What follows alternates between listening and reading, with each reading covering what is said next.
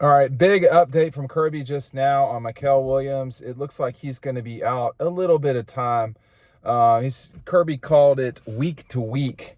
The story's already out on Dawg Post. Make sure that you're going there. We have an image of the play actually. If you missed it from the other day, I did not think it was a dirty play at all by Phil Moffitt. He just he was trying to block him and he went too low. Here's Malchi Starks afterwards with Kay Klubnik looking on. This was a critical point in the game. Here's what Kirby had to say. He said, Mykel has an ankle sprain. It's a grade 2 sprain, but it's stable. He will be week to week. Probably questionable this week, but it's not going to be a long-term ankle problem. We will see. I have the word spring instead of sprain in here on the story, which I'm going to correct as we talk. So I think, there's always discussion over on Dawg Post about, the injuries to guys whenever it happens. Of course, we don't know. We're not on the medical staff, and we're not going to be digging around too much. There was some discussion, though, there's a discussion of him being out for a few weeks.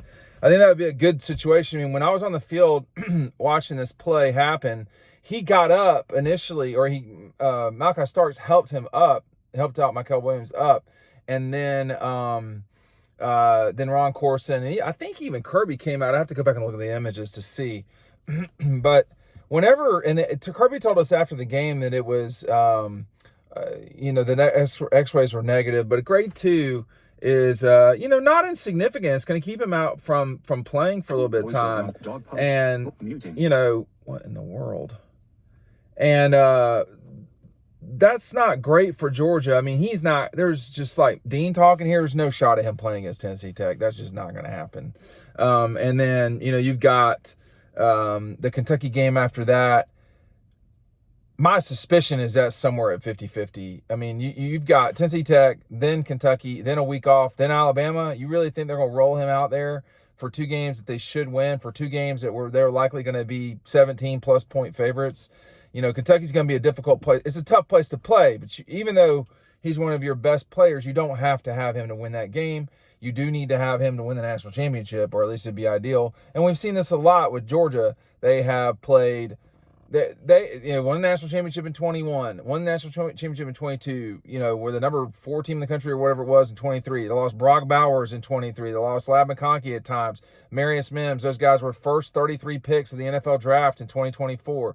You talk about the 22 team, Nolan Smith. You talk about the 21 team. You lose your starting quarterback. George Pickens was not in that game.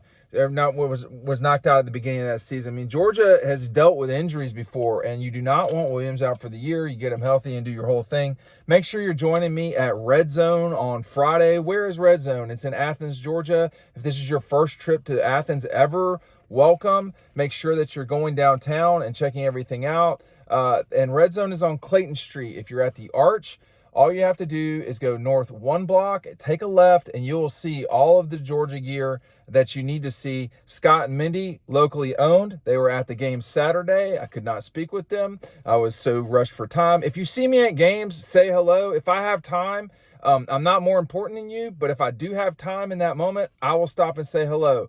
If I don't stop, it's only because almost always there's one of 2 things. I can't hear you, which is like 98% of the time, or as was the case Saturday, I've got somewhere I've got to be at that moment. And pregame, postgame, during game, they're very difficult for us. So check it out on Friday at Red Zone. We've not nailed the time down, but it will be in the afternoon. So probably 2-ish, 3-ish, or 4. I will be there. Make sure you're dropping by us on Clayton Street. Jalen Walker had a really good game on Saturday. I think there's a lot. I do want to transition just for a second here, too. I didn't get a shot to watch Ohio State. Georgia didn't have anything to worry about with Michigan. Alabama looked good. I mean, Ole Miss was scoring a pile of points. The LSU thing, that's on Brian Kelly. I mean, it's just all there is to it. I mean, the difference between Brian Kelly and Dabo Swinney, besides 2 national championships, is one has an understanding of how to deal with his team losing and taking responsibility for that and so forth. That was Dabo. Dabo said, hey, man, we got our ass whipped. He didn't say ass, but he said it multiple times, and they did. I mean, personally, to me, I think people are killing Dabo a little bit too much right now. I think Clemson's probably going to go 10-2, something like that.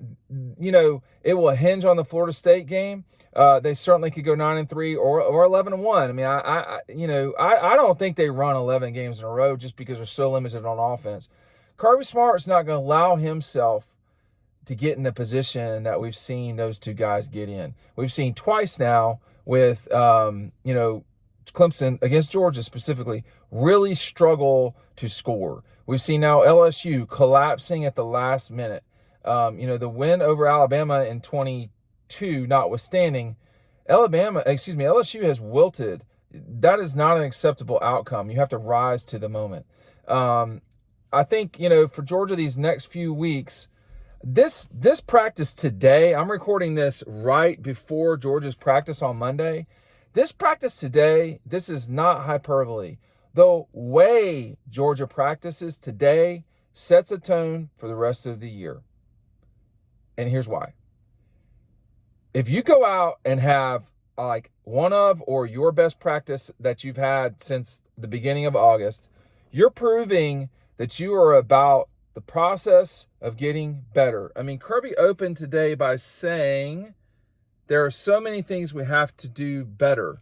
And he's right about that. I mean, Georgia left plays on the field. Now, when you win by 31 points, a lot of times people are like, hey, you're being too harsh. And it is too harsh. All right? It's just too harsh. Like, come on, man. But they did leave plays on the field. And there were some moments when Clemson could have gotten going. There were not a lot of scenarios where Clemson wins that game. I mean, I'm not sure I believe that I'm with Matt where it's 10 out of 10. I actually might go 10 out of 10. I would not go 100 out of 100. You get my point? So it was a decisive, solid victory for Georgia. In the first half, they had opportunities that they kind of goofed up. Well, that's sports, right? Sometimes you don't hit free throws. You miss, your grip is wrong or something. Your toss is bad intense. It happens. But you have to, part of sports, the number one thing in life is overcoming your flaws. I mean, everybody can't look this beautiful, right? And yet everyone else is getting married. So they've overcome not being as beautiful as me, right? Okay? That was a joke. So these, you have to, when the other team is better than you, that doesn't mean that you automatically lose.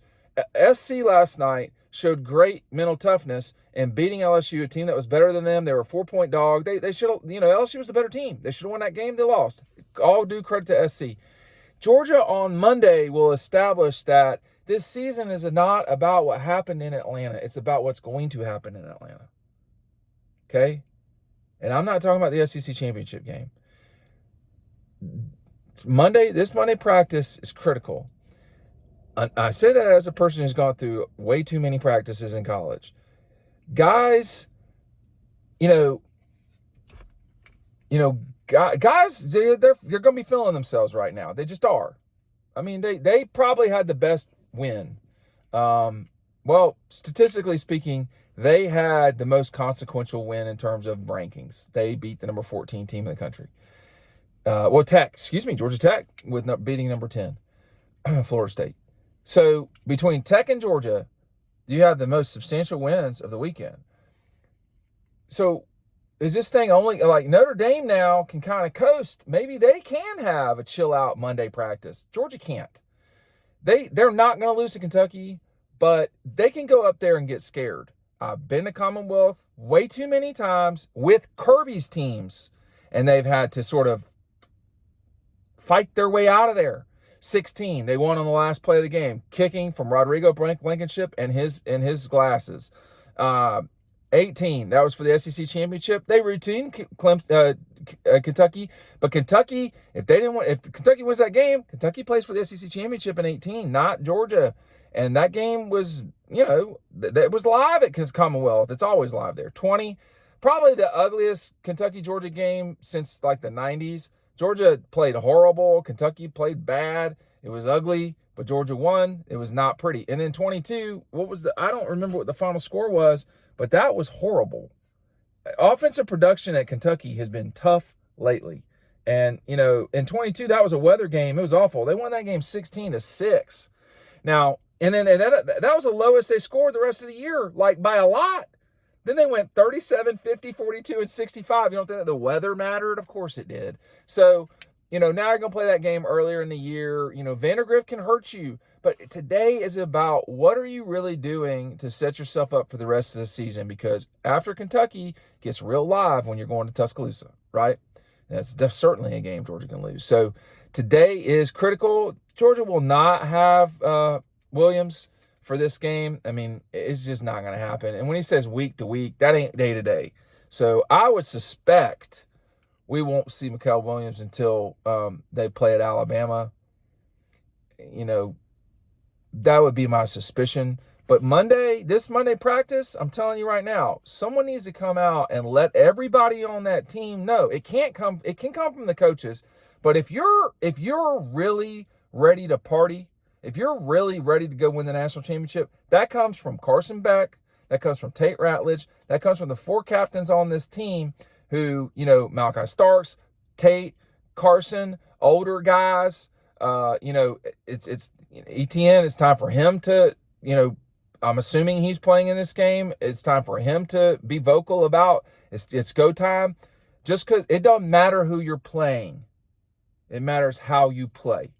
Georgia played pretty well against Clemson. Wasn't great, wasn't like unbelievable, but it was noticeable. Can you do that today in practice on Monday? Thanks for watching. We'll see you on the newsletter. Bye-bye.